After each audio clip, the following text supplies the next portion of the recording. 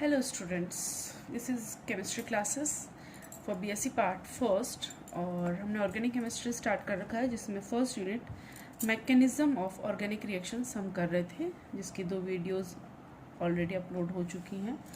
ये third part है और आज के इस पार्ट में हम टाइप्स ऑफ ऑर्गेनिक रिएक्शंस पढ़ेंगे।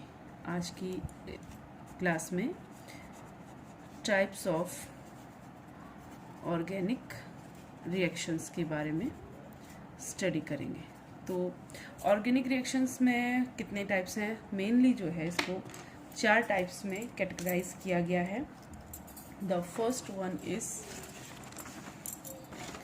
Substitution reaction,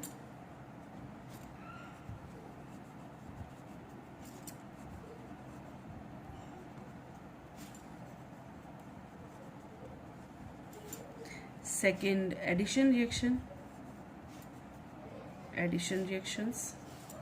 third is the elimination,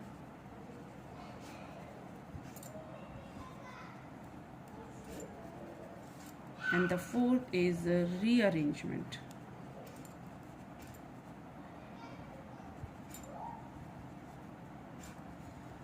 तो ये 4 मेजर टाइप की रिएक्शंस हैं ऑर्गेनिक रिएक्शन में। इनको हम on the basis of reagent further divide करते हैं। मतलब हमने लास्ट क्लास में रिएजेंट ऑफ ऑर्गेनिक रिएक्शंस पढ़े हैं, तो उसमें हमने पढ़े हैं nucleophilic, electrophilic and free radical. तो ये सभी रिएक्शंस जो हैं, मतलब ये ईच काइंड जो रिएक्शन है, ये फर्दर फिर 3 कैटेगरी में डिवाइड होगी। मतलब 3 प्रकार से, 3 टाइप से ये रिएक्शंस पॉसिबल है on the basis of reagent. 3 mechanism से इसकी हो सकती हैं, जैसे nucleophilic, electrophilic and free radical. तो सेम तीनों, हर एक में nucleophilic substitution reaction, electrophilic substitution reaction, free radical substitution reaction. Addition में भी ऐसे ही, nucleophilic addition, electrophilic addition, free radical addition, elimination में भी फर्दर इसी तरह से। तो इनको सबसे पहले जो हम ले रहे हैं, that is a nucleophilic substitution reaction. जो फर्स्ट आपका टाइप है जो हम स्टडी करेंगे, दैट इज़ अ न्यूक्लियोफिलिक हम पहले डिस्कस कर चुके हैं। वो रिएजेंट्स जो इलेक्ट्रॉन रिच होते हैं और पॉजिटिव रिएक्टेंट की तरफ अट्रैक्ट होते हैं, क्योंकि इनके पास ऑलरेडी इलेक्ट्रॉन ज़्यादा होते हैं। इलेक्ट्रॉन रिच होने की 2 कंडीशन हो सकती हैं, एक ये नेगेटिवली चार्ज हो, सेकंड इनके पास नॉन प्योर इलेक्ट्रॉन प्रेजेंट हो। तो उनको हम क्या बोलेंगे? Nucleophilic substitution reactions. तो इन रिएक्शंस में अगर हम एक एग्जांपल से इसको लेते हैं, for example we have a alkyl halide. ये एक एल्किल हैलाइड है, इसकी हमने किसी न्यूक्लियोफाइल से रिएक्शंस करवाई। कोई भी न्यूक्लियोफाइल हम ले सकते हैं। फॉर एग्जांपल हम ले रहे हैं OH। तो ये अटैकर है, रिएजेंट है, न्यूक्लियोफाइल है, ये रिएक्टेंट है, और जो फाइनल प्रोडक्ट हमें मिल रहा है वो मिल रहा है अल्कोहल। ठीक है, और ये ग्रुप रिप्लेस हो जाएगा। इसको हम बोल सकते हैं सब्स्टिट्यूटेड। ये सब्स्टिट्यूट हो गया, किससे हो गया? इस न्यूक्लियोफाइल से। तो ये रिएक्शन मेन इसकी है। अब इस रिएक्शन के अगर मैकेनिज्म में हम जाएं, तो ये 2 टाइप से संभव है, 2 तरह से पॉसिबल है ये रिएक्शन हो। फर्स्ट, ये जो हमारा रिएक्टेंट है, ये एक स्टेप में, मतलब एक कैटायन बनाए। ये जो इसके बॉन्डिंग इलेक्ट्रॉन्स हैं, ये बॉन्ड है R के कार्बन, और इसको हम एक एग्जांपल से और लिख ले। अगर मान लो यहाँ कार्बन है, ऑब्वियस है कार्बन ही होगा, और इस पे ये 3 फर्दर सब्स्टिट्यूट हो सकते हैं, हाइड्रोजन हो सकते हैं। तो ये इन दोनों के बीच में बॉन्ड बन रहा है। ये 2 बॉन्डिंग इलेक्ट्रॉन जो हैं, दोनों के दोनों हेट्रोलाइटिक क्लीवेज के थ्रू, क्लीवेज हम पढ़ चुके हैं, तो हेट्रोलाइटिक क्लीवेज के थ्रू हैलाइड की तरफ शिफ्ट हो जाए, तो इसके ऊपर नेगेटिव चार्ज और कार्बन पे पॉजिटिव चार्ज आएगा। इस पे 3 बॉन्ड और बने हुए हैं, यहाँ नेगेटिव चार्ज और यहाँ पॉजिटिव चार्ज आ गया। तो यहाँ ये इंटरमीडिएट बनेगा और इसको हम बोलेंगे कार्बोकैटायन।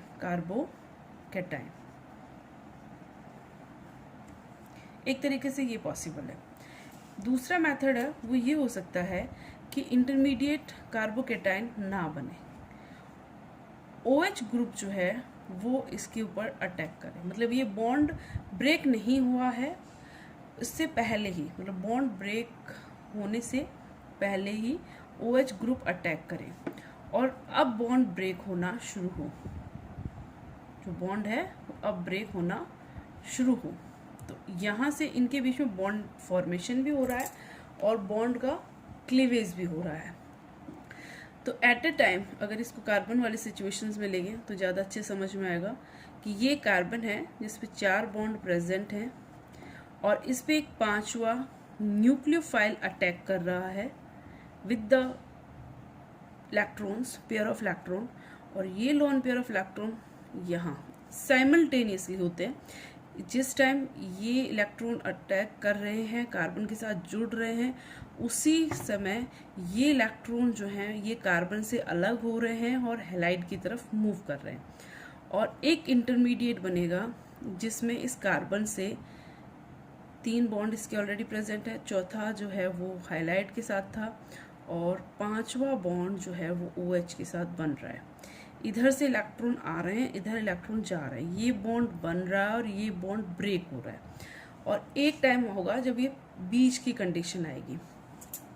इस कंडीशन को हम बोलेंगे पेंटावैलेंट, मतलब इसमें कितने हैं 5 जो हैं बॉन्ड बन रहे हैं। पेंटावैलेंट है, हाईली अनस्टेबल है, स्टेबल नहीं है ये, लेकिन ये एक इंटरमीडिएट इसमें बनेगा। इसको हम क्या बोल सकते हैं, इंटरमीडिएट, एक मध्यावस्था हम इसको बोल सकते हैं कि एक मध्यावस्था आएगी स्टेबल, तो ये इंटरमीडिएट का फॉर्मेशन होगा। यहाँ पे जो रिएक्शन है इस स्टेप पे, ये कैटायन का फॉर्मेशन जो है उसके बाद फर्दर भी प्रोडक्ट तो ये नहीं बनेगा, प्रोडक्ट तो हमारा यहाँ ये बनना है, तो अब इसके कार्बोकैटायन के ऊपर जो है वो आपका न्यूक्लियोफाइल अटैक करेगा और इससे ये जुड़ जाएगा। अब कार्ब एक आप कह सकते हो कुछ भी इस पर ग्रुप लगा सकते हो, R dash R double dash, और इस पर ही जोड़ दो भाई, इसके पास प्लस चार्ज है, इस पर माइनस चार्ज है, और बहुत इजीली फास्ट यानी इजीली ये रिएक्शन करेंगे। ये स्टेप जो होगी फास्ट होगी और ये जो स्टेप है क्योंकि इसमें इलेक्ट्रॉन मूव करेंगे, सेपरेट होंगे, एनायन का फॉर्मेशन होगा, एक बॉन्ड का क्लीवेज होगा, तो ये एक स्लो स्टेप है। ओके, इस साइड में भी फाइनल जो प्रोडक्ट बनेगा वो ये पूरी तरह से ये वाला बॉन्ड जो है ये बन जाएगा और ये बॉन्ड टूट जाएगा। तो इसको हम इस तरह से लिख सकते हैं,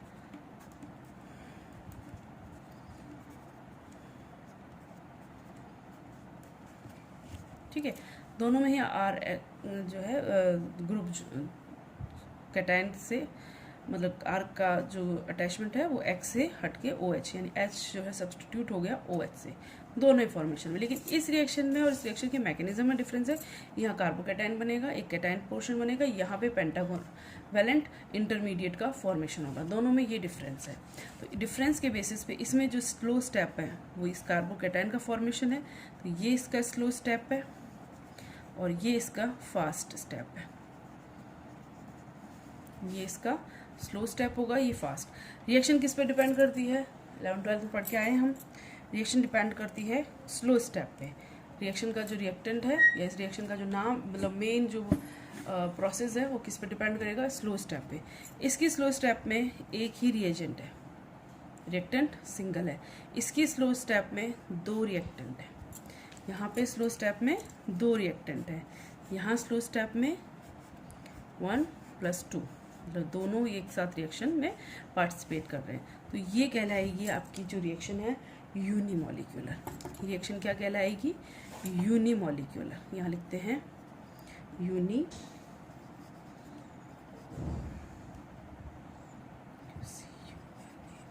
unimolecular nucleophilic substitution।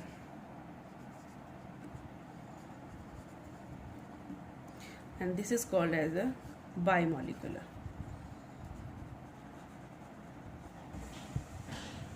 substitution reaction। ये क्या है, यूनिमॉलिक्यूलर रिएक्शन है और ये बाइमॉलिक्यूलर। तो इस रिएक्शन को इन शॉर्ट नेम दिया जाता है SN SN1, ये रिएक्शन है SN2। एग्ज़ाम में इसी नाम से पूछी जाएगी, एक्सप्लेन द SN1 रिएक्शन और SN2 रिएक्शन, इन्हीं नाम से रिएक्शन पूछी जाती है। मेन डिफरेंस यहाँ यही है, यहाँ पे सिंगल रिएक्टेंट पार्टिसिपेट करेगा, कैटायन का फॉर्मेशन होगा, यहाँ दो रिएक्टेंट यानी न्यूक्लियोफाइल अटैकर और रिएक्टेंट दोनों एक साथ इस रिएक्शन करेंगे, उसके बाद इंटरमीडिएट का फॉर्मेशन होगा। Slow step rate determining step होती है। यहाँ तक क्लियर है। अब कौन से जो कार्बन कंपाउंड है वो यूनिमॉलिक्यूलर रिएक्शन और कौन से कार्बोकेटायन बायमॉलिक्यूलर रिएक्शन को प्रेफर करेंगे। प्रोडक्ट तो फाइनल वही बन रहा है, सिर्फ मैकेनिज्म का डिफरेंस है। तो कंपाउंड जो है या आप कहें कि रिएक्टेंट जो है वो किस रिएक्शन को प्रेफर करेंगे वो डिपेंड करेगा इनके कंपाउंड में। ठीक है भाई, इनकी क्या कंपाउंड इनके ऊपर सब्स्टिट्यूटेड है। जो कार्बन है, अब इस कार्बन को हम लें, इस कार्बन पे 3 ग्रुप ऑलरेडी हैं सब्स्टिट्यूटेड और अटैकर के अलावा। ठीक है, 3 और है। ये जो तीनों हैं ये इसकी मैकेनिज्म को डिसाइड करेंगे। तो हम इसके 3 पॉसिबिलिटी हो सकती है, या तो तीनों आपके हाइड्रोजन हो, या एक पे हाइड्रोजन की बजाय कोई रिप्लेसमेंट हो, और या फिर 2 पे जो है वो रिप्लेसमेंट हो, एक पे हाइड्रोजन हो, and third is very important कि तीनों पे ही कोई सब्स्टिट्यूटेड ग्रुप हो। ये मैं सबसे छोटा सब्स्टिट्यूटेड ग्रुप लिख रही हूँ, बड़ा भी हो सकता है। अब देखो इसके केस में हमें क्या बनाना है। अगर हम दोनों रिएक्शन के बेसिस पे इसको डिस्कस कर लेंगे, SN1 के बेसिस पे भी और SN2 के बेसिस पे, दोनों के बेसिस पे इसको डिस्कस करते हैं। SN1 के बेसिस पे, SN1 में क्या बनना है, कार्बोकेटायन यानी इस पे यहाँ प्लस चार्ज आना चाहिए। तो प्लस चार्ज जो है वो कब स्टेबल होगा, जब इसके ऊपर डिस्ट्रीब्यूशन के चांसेस होंगे। तो वो हमें कहाँ मिलते हैं, यहाँ मिलते हैं। ये अगर प्लस चार्ज है तो ये चार्ज क्या है, प्लस आई इफेक्ट के थ्रू तीनों पे डिस्ट्रीब्यूट हो जाएगा, स्टेबल कार्बोकेटायन बनाएगा। तो SN1 रिएक्शन के लिए, SN1 रिएक्शन के लिए ये जो कंपाउंड है ये सूटेबल है। अब ये कौन सा है, इनको देखो आपने पढ़ रखे हैं, ये मीथेन है, ये सिंपल मीथेन है, ये 1 डिग्री कार्बन है, ये 2 डिग्री कार्बन है और ये 3 डिग्री कार्बन है। इसको हम ट्राईवैलेंट भी बोलते हैं, बाईवैलेंट, यूनिवैलेंट और सिंपल मीथेन ग्रुप। तो ट्राईवैलेंट की कंडीशन में SN1 रिएक्शन सुटेबल है या SN1 रिएक्शन मैकेनिज्म फॉलो की जाती है, कारण कार्बोकेटायन का फॉर्मेशन जो होगा वो स्टेबल होगा। अब SN2 रिएक्शन में अगर यहाँ पे हम OH ग्रुप को अटैक करवाएं तो इसके चारों तरफ क्योंकि बहुत सारे सब्स्टिट्यूटेड है, बल्कि ग्रुप है, तो ये इसके ऊपर अटैक ही नहीं कर पाएगा। तो इसके लिए कौन सी सिचुएशन सुटेबल है, इसके लिए जिसके चारों तरफ कोई बल्कि ग्रुप ही ना हो। यानी जब यहाँ पे सिर्फ हाइड्रोजन है, छोटे एटम्स है, तो जो अटैकर है यानी जो सब्स्टिट्यूटेड हमारा है, जो रिएजेंट है, न्यूक्लियोफाइल है, वो इजीली अटैक कब करेगा, जब जो कार्बन पे इसको अटैक करना है उसके चारों तरफ मिनिमम कंपाउंड हो, मिनिमम एटम हो, तो इसका अटैक करना आसान होगा। तो SN2 रिएक्शन के लिए जो सुटेबल ऑर्गेनिक कंपाउंड है वो होगा 1 डिग्री। तो रिएक्शन मैकेनिज्म में SN1 को प्रेफर करेंगे 3 degree carbon, 2 degree carbon, 1 degree carbon and methyl group. ठीक है, और SN2 को करेंगे methyl group, 1 degree carbon, 2 degree carbon, 3 degree carbon. ये रिएक्टिविटी या सुटेबल मैकेनिज्म या रिएक्शन होने की प्रोबेबिलिटी होगी। इसके बेस पे कंपटीशन एग्जाम्स में, आपके यूनिवर्सिटी एग्जाम्स में बहुत से क्वेश्चन पूछे जाते हैं। कुछ कंपाउंड्स आपको दे देते हैं और उनसे में कंपैरिजन करवाया जाता है कि which compound is follow SN1 reaction और SN2 reaction and give reason also. मतलब अगर यूनिवर्सिटी के एग्ज़ाम है तो रीज़न पूछ लिया जाता है, और अगर आपके कॉम्पिटिटिव एग्ज़ाम के पॉइंट ऑफ व्यू से देखें तो वहाँ आपको 3 कंपाउंड दे देंगे, पूछेंगे कौन सा है SN1 मैकेनिज्म को फॉलो करेगा, कौन सा SN2 को करेगा, क्या कारण है, तो बल्कि ग्रुप इसका कारण है, और उसी के बेसिस पे आप इसको समझाओगे। ये आपकी SN1 रिएक्शन मैकेनिज्म कंप्लीट होती है। नेक्स्ट जो है that is electrophilic substitution reaction. तो सेकंड हम लेते हैं इलेक्ट्रोफिलिक सब्स्टिट्यूशन रिएक्शन। इलेक्ट्रोफिलिक यानी कि इलेक्ट्रोफिलिक कब होगा, जब इलेक्ट्रो मतलब उसके ऊपर पॉजिटिव चार्ज हो या इलेक्ट्रॉन्स की डेफिशिएंसी हो। ठीक है, तो वो किस पे अटैक करेगा, जिसके पास इलेक्ट्रॉन ज़्यादा हो उसके ऊपर ये अटैक करेगा। अच्छा, इलेक्ट्रॉन ज़्यादा जनरली ये रिएक्शन किस में होती है, एरोमेटिक्स में होती है, क्योंकि एरोमेटिक में 3 डबल बॉन्ड होते हैं। बेंजीन मेन कंपाउंड है तो 3 डबल बॉन्ड है, तो बेंजीन वाले कंटेनिंग कंपाउंड में ये रिएक्शन बहुत सुटेबल होती है। जैसे एक सिंपल सा एग्जांपल हम ले, नाइट्रोनियम कर दिया, इसका नाइट्रोबेंजीन बनेगा। अब इस रिएक्शन के मैकेनिज्म को देखते हैं, बहुत ही इम्पॉर्टेंट है क्योंकि ये रिएक्शन आपके प्रैक्टिकल में भी आती है और ये रिएक्शन बहुत पूछी गई है और आपके 11th-12th में आप पढ़ के भी आ चुके हो। इस रिएक्शन में आपके पास है NO2OH, इसका बॉन्ड ब्रेक केस होगा OH- और NO2+ पूछा, ये भी पूछा जाता है। अटैकर कौन है, मतलब सब्स्टिट्यूटेड ग्रुप कौन सा है, ठीक है, ये भी पूछा जाता है। इलेक्ट्रोफाइल कौन है, तो ये इंपॉर्टेंट है पहली चीज़। अब ये अटैक करेगा किस पे, आपकी रिंग पे। हम यहाँ पे सिंपल ये लिख दें, इलेक्ट्रोफाइल, कॉमन इलेक्ट्रोफाइल के पॉइंट ऑफ व्यू से, तो ये इसके ऊपर अटैक करना है। उससे पहले बेंजीन रेडी होगा। बेंजीन के पास ये वाला बॉन्ड है, इस बॉन्ड में कितने इलेक्ट्रॉन हैं, 2 इलेक्ट्रॉन है। हर बॉन्ड में 2 इलेक्ट्रॉन होते हैं, कोई भी बॉन्ड हो। तो ये बॉन्डिंग इलेक्ट्रॉन क्या होंगे, ये बॉन्डिंग इलेक्ट्रॉन शिफ्ट होंगे एक कार्बन की तरफ, ठीक है, और उससे क्या बनेगा, यहाँ पे नेगेटिव चार्ज आ जाएगा और यहाँ पे पॉजिटिव। तो बेंजीन जो है एक इस फॉर्मेशन में आ गए, यहाँ दोनों इलेक्ट्रॉन आ गए, ये पॉजिटिव चार्ज है, नेगेटिव पॉजिटिव, इससे ई जुड़ जाएगा, H है ऑलरेडी है ही, और यहाँ पे पॉजिटिव चार्ज आया, ये फर्स्ट हो गया। अब ये जो प्लस चार्ज है ये स्टेबल कैसे होगा, ये डीलोकलाइज्ड होगा। क्या होगा, डीलोकलाइज होगा, रेजोनेटिक स्ट्रक्चर्स बनेंगे। रेजोनेंस आपने पढ़ा है, मोर देन 1 स्ट्रक्चर्स पॉसिबल, ठीक है ना। तो रेजोनेटिक स्ट्रक्चर्स जो है वो बनते हैं और यहाँ से ये बॉन्ड जो है वो यहाँ ट्रांसफ़र हो जाएगा, तो बॉन्ड यहाँ ट्रांसफ़र हो गया, तो यहाँ पे क्या हो गया, पॉजिटिव चार्ज आएगा। ये कंडीशन है। ये रेजोनेटिक स्ट्रक्चर अगर आप 1 बार 2 बार अपने हाथ से बना लोगे तो आपको समझ में भी आ जाएंगे और एग्ज़ाम में भी बनाना आपके लिए आसान हो जाएगा। 1-2 प्रैक्टिस मोर देन इनफ है। तो ये तीनों पूरे उस पर डीलोकलाइज्ड हो गया, तो इसका क्या करते हैं, हम एक कॉमन स्ट्रक्चर बना देते हैं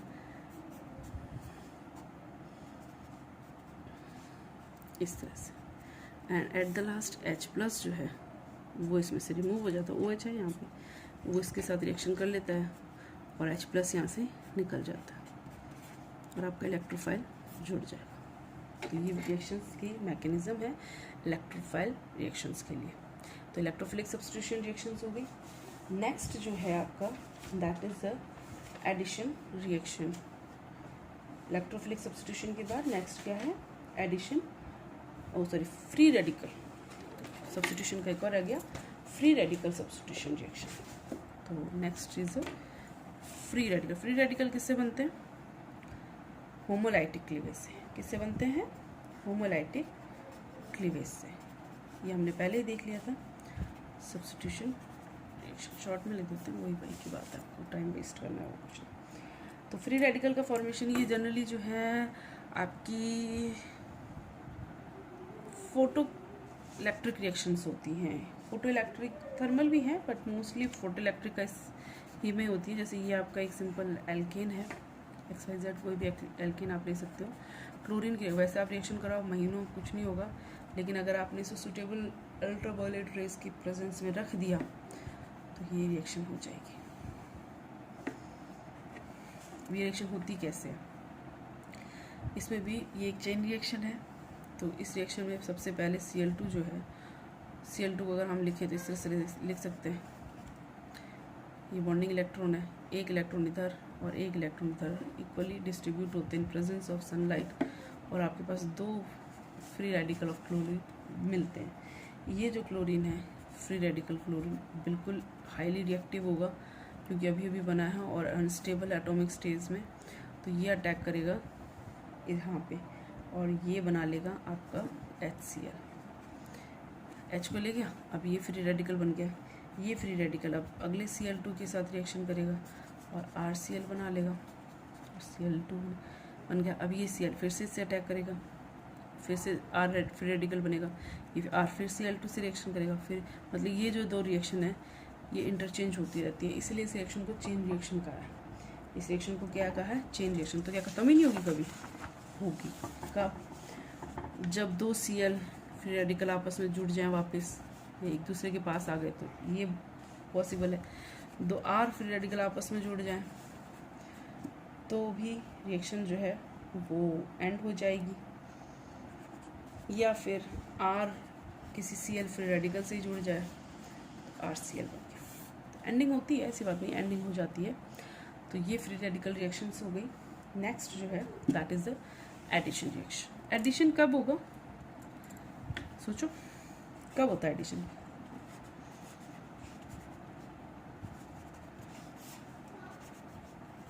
पढ़ा है, 10th में भी है ये तो, 11th 12th में फिर से है। जब डबल बॉन्ड हो, जब एक डबल बॉन्ड हो, तो A और B एक कंपाउंड है, उसमें ये डबल बॉन्ड है। दो बॉन्ड जब होते हैं तो एक सिग्मा एक पाई होता है। तो ये पाई बॉन्ड के इलेक्ट्रॉन हैं, ये जो है खुल जाते हैं और ये किसी भी XYZ से, मतलब ये मान लो इस तरह से, तो ये इससे जुड़ जाएंगे। ठीक है, जब एक डबल बॉन्ड होगा तभी एडिशन होगा। मतलब एडिशन में कुछ निकल नहीं रहा, सिर्फ जुड़ेगा। जुड़ेगा कब? जब डबल बॉन्ड हो, अनसैचुरेशन की कंडीशन हो। तो एडिशन रिएक्शंस जो हैं वो फर्दर 3 टाइप की हो गई। एडिशन रिएक्शन फर्दर 3 टाइप के, nucleophilic, electrophilic and free radical. तो न्यूक्लियोफिलिक तो होंगे आपके एल्डिहाइड और कीटोन्स में, एल्डिहाइड और कीटोन्स में न्यूक्लियोफिलिक एडिशन होगा। इलेक्ट्रोफिलिक होगा जो आपके डबल अनसैचुरेटेड एल्कीन्स हैं या एल्काइंस हैं इनमें। और फ्री रेडिकल का होगा परऑक्साइड की प्रेजेंस में। किसमें होगा? परऑक्साइड की प्रेजेंस में। तो एडिशन रिएक्शंस अभी आप नहीं पढ़ेंगे क्योंकि तीनों ही एग्जांपल्स जो हैं आपके फर्दर हम स्टडी करने वाले हैं। कार्बोनाइल ग्रुप में आप एल्डिहाइड कीटोन डिटेल से पढ़ोगे, वहाँ इसकी ज़रूरत पड़ेगी, तो वहाँ इसको हम डिटेल से पढ़ेंगे। और एल्किन एल्काइल ग्रुप है, वहाँ इसको हम पढ़ भी के आ चुके हैं। वहाँ आप इलेक्ट्रोफिलिक और फ्री रेडिकल जो परऑक्साइड इफेक्ट्स ऑफ अल्कोहल और इनके फॉर्मेशन में हमारे काम आएगा, तो वहाँ इसको पढ़ेंगे। तो आज अभी इतना ही करेंगे। फर्दर जो है इलेक्ट्रोफिलिक सब्स्टिट्यूशन एडिशन रिएक्शंस और एलिमिनेशन रिएक्शंस जो हैं वो हम बाद में डिटेल से करेंगे। तो अभी के लिए इतना ही। Thank you.